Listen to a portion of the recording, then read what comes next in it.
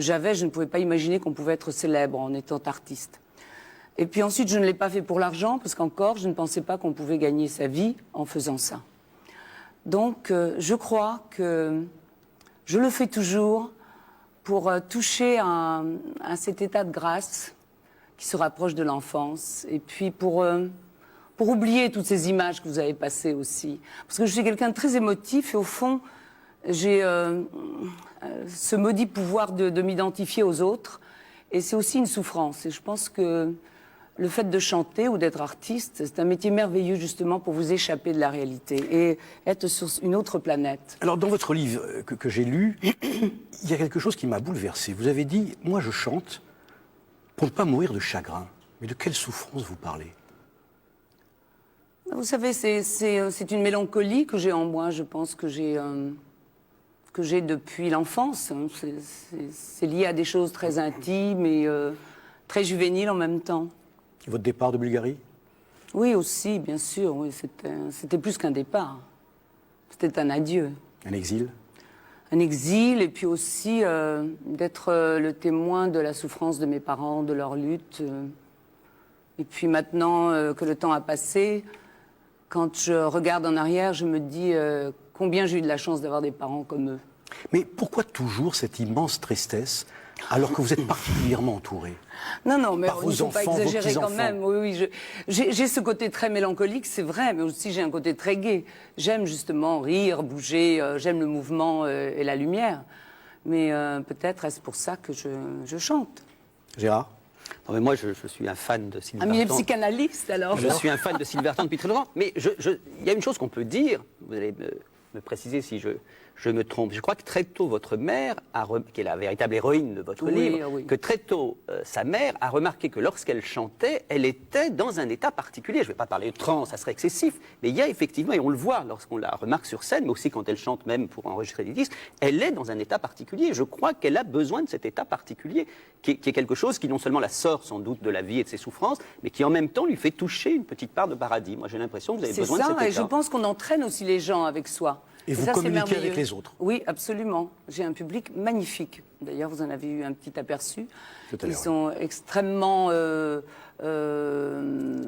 impulsifs, ils chantent, ils bougent, ils sont là. Mais ce qui est très beau dans le livre que j'ai lu de Sylvie Vartan, c'est que moi qui suis tellement sensible aux histoires des immigrés, qui trouve que c'est tellement beau l'immigration, de voir ce que c'est ces destins individuels, comme ça peut enrichir un pays. Et on voit à travers vous, en effet, à quel point le fait que vous ayez connu tout ce que vous avez connu, que votre mère a connu tout, à quel point... Oui, mais il faut aimer le pays où on arrive, parce qu'on ne peut pas changer. Quand on immigre, eh bien, il faut accepter. Il faut le faire par amour, parce que mes parents adoraient la France. Et nous étions élevés, Eddie et moi, dans l'amour de ce pays. Et je l'aime toujours autant. Ça nous est resté. Vous voyez, ce qu'on apprend quand on est très jeune, ça vous poursuit toute une vie. Et je pense qu'ils étaient tellement heureux de trouver la liberté dans ce pays que pour nous, Paris, la France, ce sera toujours le pays de la liberté. Oui, mais ils ne sont pas non plus amnésiques. C'est ça qui est important dans votre histoire, c'est qu'on voit que pour s'intégrer dans un pays, il faut absolument l'aimer, vous avez raison, mais en même temps, il ne faut pas tout oublier. Il travaillait, il vit, mais pas tout oublier de son histoire. Vous savez, mon père était artiste et en fait, il ne s'est pas posé la question à deux fois. Il a trouvé tout de suite du travail, il est parti travailler au Hall. Alors évidemment, ce n'était pas quelque chose de très brillant pour lui, mais il nous faisait vivre. Alors Sylvie, quelles sont les images de l'actualité qui vous ont touché cette semaine? Écoutez, toutes les images appellent à la réflexion, sont des images violentes. La violence faite aux femmes, c'est terrible, évidemment, c'est cauchemardesque. C'est vrai que ce que disait la jeune femme, c'est que l'éducation est quand même une solution, qu'il faudrait pouvoir... Là, on revoit les images de la manifestation de la semaine dernière en Turquie. Ils ont encore un peu de boulot à faire quand même en Turquie pour devenir vraiment démocrate. Ça fait longtemps que dans un pays entre guillemets européen, appelons-le européen, on n'a pas vu une manifestation réprimée avec cette violence. C'est une manif de femmes, hein. C'est quand même incroyable, regardez ces coups. Ah ouais, c'est terrible. L'excision? C'est inadmissible, c'est épouvantable. On ne peut pas imaginer que ça puisse exister. C'est un autre monde. On est ailleurs. Ce n'est même pas le Moyen-Âge. On est au XXIe siècle dans nos pays et puis il se passe ces choses horribles. par ailleurs. Gérard ? Moi, ce qui me frappe, quand on parle des femmes, c'est les pourcentages. Là, on évoquait 92% d'excisés. Dans un tout autre contexte, évidemment pas du tout le même drame. J'étais frappé d'apprendre qu'en France, par exemple, dans notre belle démocratie, 80% des plus bas salaires sont ceux des femmes. Donc chaque fois qu'on parle des femmes à travers le monde, on s'aperçoit encore que la proportion d'injustice, d'inégalité et de crimes vise d'abord, mais dans des proportions incroyables, les femmes. Et c'est étonnant à quel point ça progresse lentement. Je ne sais pas si vous serez d'accord avec ça, mais je trouve que le mouvement de libération des femmes, disons ça comme ça pour aller vite, c'est un des mouvements de libération les moins compris, les moins partagés, les plus difficiles à faire comprendre. Souvent, quand vous parlez de l'oppression des femmes, il y a un petit sourire, les gens disent « Allez, oh, c'est pas si grave que ça ». On exagère, oui, c'est ça. Sylvie ? Mais c'est vrai que la libération de la femme, entre guillemets, a été surtout focalisée sur l'interruption de grossesse, je trouve. Alors qu'il y a des milliers d'autres problèmes. La preuve, l'excision, enfin, bien sûr, on en parle. Les coûts sur les femmes. Combien de femmes meurent en France aujourd'hui à cause de coups ? C'est insupportable, on ne devrait pas le supporter. Je crois que c'est le milieu social, peut-être, la dépendance, la peur, l'angoisse, qui fait qu'il y a encore des femmes qui subissent ces atrocités. Sylvie, on va terminer sur une note un peu plus optimiste. Quels sont vos projets dans les mois qui viennent ? Alors, on a parlé du Japon, il y a le DVD qui va sortir. Oui, et puis je prépare un grand show sur France 2, où on va encore s'amuser, on va oublier le reste, et on va se déguiser, on va chanter en duo, et puis je chanterai à nouveau à Bercy le 11 octobre. Donc tout ça est dans un avenir assez... Ah oui, bien sûr. Vous savez, c'est en moi, donc je vis avec. Mais comment vous arrivez à préparer autant à l'avance ?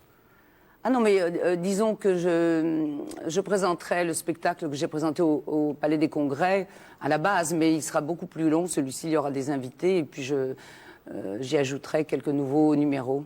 Donc ça demande aussi réflexion et puis répétition, mais tout ça est amusant et très divertissant. Bonne chance à vous. Gérard Miller, vous iriez voir écoutez, il est invité, vous aussi d'ailleurs. Absolument. Non, mais moi, on a vu Françoise Hardy, on a vu Sylvie Vartan. C'est vrai que pour moi... C'est une génération... incroyable. Incroyable, absolument. Et qu'il faut chanter les enfants de cette génération. Oui, et qui tient le coup et qui tiendra le coup encore un petit moment quand même. C'est plutôt une des satisfactions quand même de la chanson française de voir que les nouveaux qui arrivent en rien ne rendent, si j'ose dire, trop vieux. M était formidable aussi. Bien sûr, très c'est ce que je dis. Mais M, non, mais vous savez, il faut que plein. le temps passe en fait pour se rendre compte. Et vous êtes toujours de ceux qui content d'être restent. là, vous. Ah bah écoutez, on ne peut pas faire ce métier dans la tiédeur, honnêtement. Ce n'est pas un défi, non. Non, mais un défi que vous êtes lancé aussi. Non, je me lance jamais de défi de non, mais genre. être là après tant de temps. Mais oui, ça, non, vous êtes content. Je réalise maintenant à quel point c'est un privilège et une énorme chance. Mais quand j'ai commencé, je n'avais aucun plan de carrière, aucune étude d'image, aucune... Je pensais que ça durerait, vous avez un plan de tout. carrière maintenant. Pas du tout, toujours pas. Vous savez, on ne change pas comme ça. Et ce qui est génial quand même avec les chansons de Sylvie Vartan, c'est qu'elle a réussi à faire chanter à des hommes, comme moi, des chansons comme « Je serai la plus belle pour aller danser ». Je me souviens que je chantais ça sans me rendre compte que peut-être c'était un peu décalé par rapport à mon sexe. Quoi. Mais non. Donc le DVD et le coffret qui sort le 25 avril. Sylvie Vartan, Gérard Miller, merci beaucoup de nous avoir accompagnés. Ce magazine est terminé. Merci de l'avoir suivi. Dans quelques instants, le journal de 13h, présenté par Béatrice Schoenberg. On se retrouve quant à nous, même heure, même endroit, samedi prochain. Excellente semaine sur France 2.